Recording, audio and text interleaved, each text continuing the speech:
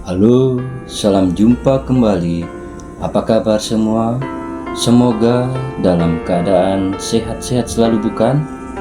Hari ini kita akan belajar tentang sakramen baptis.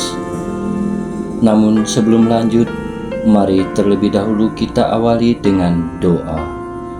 Dalam nama Bapa dan Putra dan Roh Kudus. Amin. Ya Tuhan, terima kasih atas bimbingan dan penyertaan-Mu selama ini. Saat ini kami akan belajar tentang sakramen baptis. Bantulah kami agar bisa menangkap kasih-Mu yang agung, sebagaimana nampak dalam kesediaan-Mu menerima kami sebagai anak-anak kesayangan-Mu melalui baptisan. Semuanya ini kami mohon dengan pengantaran Kristus Tuhan kami. Amin. Dalam nama Bapa dan Putra dan Roh Kudus. Amin. Baik, sakramen adalah tanda yang dapat ditangkap oleh panca indera kita. Dan sakramen juga untuk menyatakan sesuatu yang tersembunyi. Nah, apa kira-kira yang tersembunyi dalam sakramen itu? Jawabannya adalah karya penyelamatan Allah sendiri. Karya penyelamatan Allah itu tak mudah dilihat dan dipahami, maka dinyatakan dengan tanda yang diterimakan kepada manusia. Tanda-tanda atau sarana-sarana apa saja yang ada di dalam sakramen baptis? Yang pertama yaitu air. Air melambangkan pembersih atau penyucian.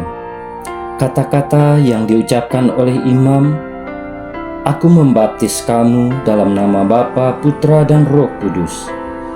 Minyak krisma sebagai lambang kehadiran Roh Kudus. Nama baptis lambang kesediaan menjadi pengikut Kristus.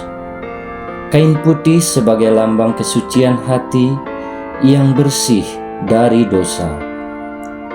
Lilin menyala sebagai lambang kesediaan menjadi terang dunia seperti Kristus.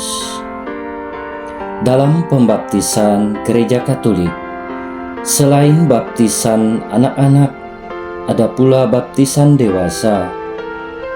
Dengan dibaptis, membuat orang bersih dari segala dosanya.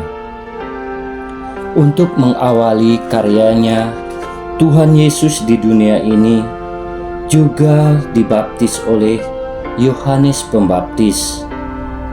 Dan hal itu dapat kita lihat dalam Injil Markus bab 1 ayat 9 sampai 13 yang berbunyi, "Pada waktu itu datanglah Yesus dari Nazaret di tanah Galilea, dan ia dibaptis di sungai Yordan oleh Yohanes.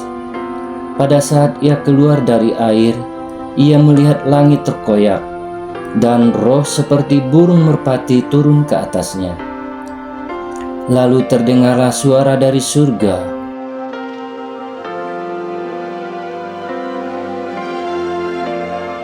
'Dan terdengar suara Allah, Engkau anakku yang aku kasih, aku berkenan kepadamu.' Segera itu roh memimpin dia ke padang gurun. Di padang gurun itu ia tinggal 40 hari lamanya.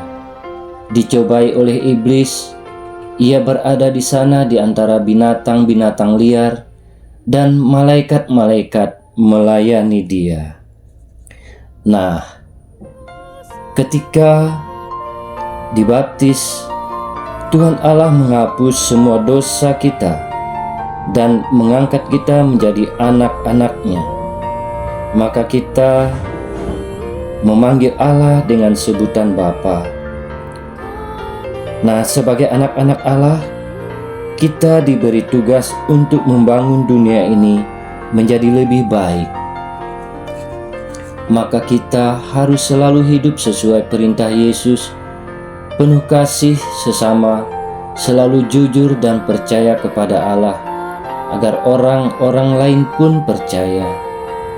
Nah, dari pembahasan tadi, maka baptis adalah sakramen yang pertama yang diterima oleh seorang yang hendak menjadi anggota Gereja Katolik. yang juga disebut sakramen inisiasi. Nah, mari kita menjawab pertanyaan-pertanyaan yang ada.